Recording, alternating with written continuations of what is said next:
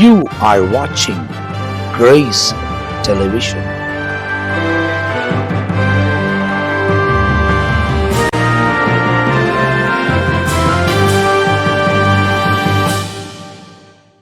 இயேசு கிறிஸ்துவின் நாமத்தில் உங்கள் யாவருக்கும் அன்பின் வாழ்த்துக்களையும் ஸ்தோத்திரங்களை எடுக்கிறேன். ஆண்டவராகிய தேவன் தொடர்ந்து நம்மை ஆசீர்வதிப்பார்.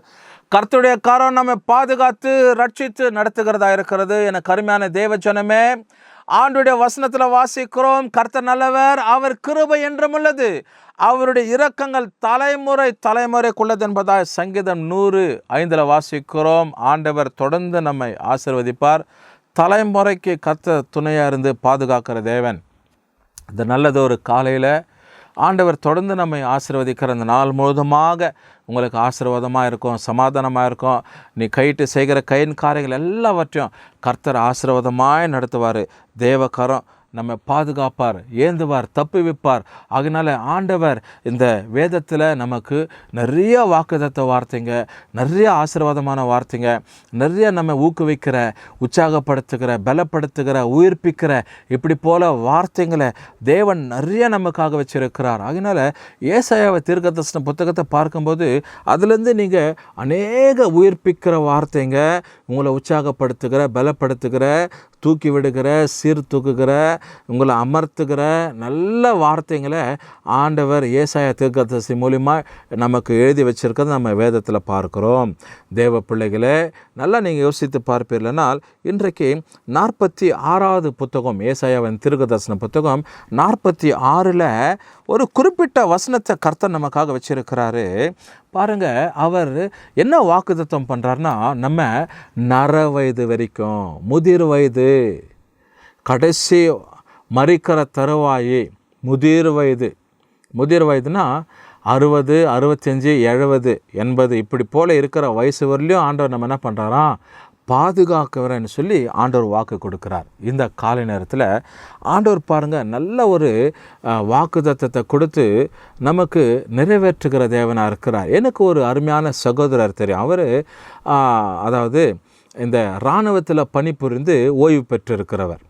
எனக்கு நண்பராக இருப்பார். என்னுடைய வயசில் மூத்தவர். நல்லா அதிகமாய் ஜெபிக்கிற ஒரு மனுஷன். அதிகமாய் ஜெபம் பண்ணார். காலையில் 1 மணி நேரம், மாலையில் 1 மணி நேரம் தேசத்திற்காக ஜெபிக்கிற, திறப்பில் நிற்கிற ஒரு மனுஷன். ஊழியர்களுக்காக பாரப்படுகிற, உதவி செய்கிற நல்லதொரு அன்பு சகோதரர்.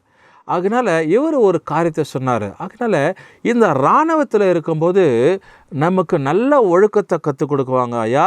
இந்த ஒழுக்கத்தை தான் நம்ம இராணுவத்தை விட்டு வெளியே வரும்போதும் அந்த இராணுவ அதிகாரி, அந்த சிப்பாய், அங்கே இருக்கிறதான எல்லாம் இந்த குழுவுங்க, பட்டாலியன்னு சொல்லுவாங்களே, அவங்களுக்கெல்லாம் பெரிய ஒரு அதிகாரி ஒருத்தருக்கு, அவர் ஒரு குறிப்பிட்டவங்க ஓய்வு பெறுகிறாங்க.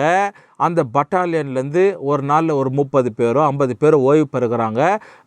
குறிப்பிட்டு இந்திய தேசத்தில் வெவ்வேறு மாநிலத்திலேருந்து அவங்க ஓய்வு பெறுவாங்க. 15 வருஷம், 20 வருஷம், 23 வருஷம், 20, 30 வருஷம் அப்படி பண்ணிவிட்டு ஓய்வு பெறும்போது அவர் ஒரு குறிப்பிட்ட காரியத்தை சொல்லி அவங்க அனுப்புவாங்க. என்னன்னா, இங்கே எப்படி ஒழுக்கத்தை கடைப்பிடிக்கிறீங்களோ, இங்கே இராணுவத்தில் இருக்கும்போது எப்படி உனக்கு ஒழுக்கம் இருக்குதோ, உன் தலை வாருகிறதோ, சவரம் பண்ணுகிறதோ, உன்னுடைய உடைகள், இதெல்லாம் எப்படி உனக்கு ஒழுக்கத்தை நாங்கள் கற்றுக் கொடுத்துருக்கிறோம், அப்படி போலத்தான் நீ இங்கே ஓய்வு பெற்ற பிற்பாடு நீ போய் ஒழுக்கமாக இருக்கணும். உன்னை பார்த்து மற்றவங்க தெரிஞ்சு கொள்ளணும், இவங்க ஒரு இராணுவ அதிகாரி, ஓய்வு பெற்று இருக்கிறவங்க, இவங்க டிசிப்ளினாக இருக்கிறாங்க, இவங்க ட்ரெஸ் கோடை பாருங்கள், இவங்க தலை வாரி இருக்கிறத பாருங்கள், இவங்க கட்டிங்க பாருங்கன்னு சொல்லி தெரிஞ்சுக்கணும்னு சொல்லி ஒரு உலக பிரகாரமாக வாழக்கூடிய ஒரு காலகட்டத்தில் இந்த சரீரம் ஏறக்குறைய 50 வருஷம், 70 வருஷம், 80 வருஷம், 90 வருஷம் இருந்து மரித்து மண்ணில் அடக்கம் பண்ணப்பட போகிற இந்த சரீரத்துக்கு எவ்வளோ ஒரு ஆடம்பரமாக ஒழுக்கத்தை சொல்லி கொடுத்து இருக்கிறாங்க, அனுப்புகிறாங்கன்னா, நம்முடைய தேவன் ஒழுக்கத்தின் தேவன். நம்முடைய தேவன் எல்லாவற்றையும் அதது நேரத்தில், அந்தந்த காலகட்டத்தில் ஒவ்வொன்றும் நேர்த்தியாய், அழகாய், ஒழுக்கம் கிரமமாக செய்து முடிக்கிறவர். அப்படி நல்ல ஆண்டவர் ஒழுக்கத்துக்குள் நடத்துகிறார். இந்த சகோதரர் சொன்னார், எங்கள் வீட்டுக்கிட்ட ஒரு ஐயா இருக்கிறார், அவருக்கு 80 வயதிற்கு மேலே ஆகுது. அவர் ஓய்வு பெற்ற இராணுவ அதிகாரி தான். அவருடைய காலான பாத ரட்சைகளை அவர் சீர்படுத்தாமல், பாலிஷ் பண்ணாமல் வெளியே போக மாட்டார். ஒரு பேங்க்குக்கு போனாலோ ஒரு ஹாஸ்பிட்டலுக்கு போனாலும் இவர் அவருடைய ஸ்டைலை பார்த்து, அவருடைய அந்த வயது பார்த்து இல்லை, அவருடைய தோற்றத்தை பார்த்து இவர் ஓய்வு பெற்றிருக்கிற அதிகாரி போல இருக்குதுன்னு சொல்லி அவருக்கு வணக்கம் செலுத்தி முன்ன அனுப்புகிறாங்க. அவ்வளோ ஒரு ஒழுக்கத்துக்குள்ளே டிசிப்ளினுக்குள்ளே இருக்கிறாங்க. இன்றைக்கி கூட எங்கள் வீட்டுக்கிட்ட இருக்கிறாரு, 80 வயதுக்கு மேலாவது அந்த தகப்பனாருக்குன்னு சொல்லி அருமையான சகோதரர் சொல்கிறார். ஏன் இதை சொல்ல வரேன்னா, ஆண்டோடைய வார்த்தை சொல்லப்படுகிறது. ஆண்டவர் பாருங்கள் எவ்வளோ ஒரு நல்ல தேவன். ஏசாயா தீர்க்கதரிசி எப்படி ஆண்டவர் வர்ணித்து எழுதியிருக்கிறார் பாருங்கள். உங்கள் முதிர் வயது வரைக்கும் நான் அப்படி செய்வேன், நிறைய வயது மட்டும் நான் உங்களை தாங்குவேன், நான் அப்படி செய்து வந்தேன், இனிமேலும் நான் ஏந்துவேன், நான் சுமப்பேன், தப்புவிப்பேன்னு சொல்லி ஆண்டோட வசனத்தில் 46வது ஏசாயாவின் தீர்க்கதரிசன புத்தகம் 4வது வசனத்தில் எழுதப்படுகிறார். அப்போ தேவன் பாருங்கள் எவ்வளவு ஒழுக்கத்தின் தேவன்னா, நிறைய வயது வட்டம், நிறைய வயது வரைக்கும், நிறைய வயது மட்டும் நம்ம என்ன பண்ணுறாராம், தாங்குகிறார், தப்புவிக்கிறார். எல்லா விதமான கன்னிகளுக்கு, எல்லா விதமான உலக காரியங்களுக்கு, எல்லா விதமான பிசாசின் செயல்பாடுகளுக்கு அவரை சார்ந்திருக்கிறவங்க வாழ்க்கையில் கர்த்தர் தாங்குகிறார். அப்படி செய்து வந்தவர் இனிமேலும் நான் செய்வேன், நான் ஏந்தி கொள்ளுவேன், நான் சுமப்பேன், நான் தப்பு வைப்பேன் அப்படின்னு சொல்லி ஆண்டவர் வாக்குத்தத்தம் பண்ணுகிறார். இந்த காலை நேரத்தில் தேவனுக்கு பயந்து வாழ்கிற தம்முடைய பிள்ளைங்களோட வாழ்க்கையில் கர்த்தர் இப்படிப்பட்ட அற்புதமான செயல்களை கர்த்தர் செயல்படுத்துவார். வேதத்தில் நிறைய உதாரணங்களை பார்க்கலாம். மோசே, தாவீது, இவங்களெல்லாம் ஆண்டவர் வயது ஆகியும் ஆண்டவர் நல்ல அருமையாய் நடத்தி கொண்டு வந்தார்.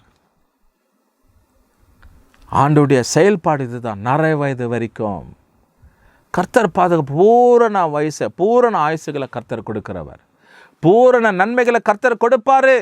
தேவ பிள்ளைகளை கர்த்தர் கொடுப்பார், கர்த்தர் செயல்படுவார், தேவன் திட்டங்களை வாய்க்க பண்ணுவார், நடத்துவார். இது வரைக்கும் நடத்தினவர், இனியும் கர்த்தர் நடத்த வல்லமை உள்ள தேவன்.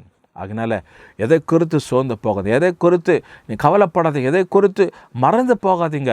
தேவன் தம்முடைய பிள்ளைங்க வாழ்க்கையில் நன்மையானவைகளை கர்த்தர் செயல்படுவார். கர்த்தர் உங்களை ஆசீர்வதிப்பார். தொடர்ந்து நாம் ஜெபம் பண்ணுவோம். ஆண்டோடைய வார்த்தைகளுக்கு இடம் கொடுங்க. கர்த்தருடைய சமூகத்தில் ஜெபம் பண்ணுங்க. கர்த்தரை தேடுங்க. தேடுவதில் சோர்ந்து போகாதீங்க. நன்மைகளை கர்த்தர் எல்லாவற்றையும் ஆண்டவர் ஆசீர்வாதமாக நன்மையாக கர்த்தர் மாற்றி நடத்துகிற தேவனாக இருக்கிறார். ஜெபம் பண்ணுவோம். நல்ல ஆண்டவரே துதிக்கிறோம், போற்றி வாழ்த்தி மகிமைப்படுத்துகிறோம். இந்த நல்ல காலை நேரத்தில் இந்த பிள்ளைங்க கேட்ட இந்த வசனங்களுக்காக ஸ்தோத்திரம். நான் நிறைய வயது வரலையும் தாங்கினேன், அப்படி போலவே தாங்குவேன், நடத்துவேன், ஏந்துவேன், தப்பு வைப்பேன், சுமைப்பேன்னு சொல்லி வாக்கு பண்ணின தேவன். தொடர்ந்து நீர் ஆண்டவர் ஆசீர்வதிப்பீராக. உடைய கரத்தில் ஒப்பு கொடுக்கிறோம். துதி கனம் மகிமம் கருவேற்கிற எடுக்கிற இயேசு கிறிஸ்துவின் நாமத்தில் ஜெபிக்கிற நல்ல பிதாவே, ஆமென். கர்த்தர் உங்களை ஆசீர்வதிப்பாராக.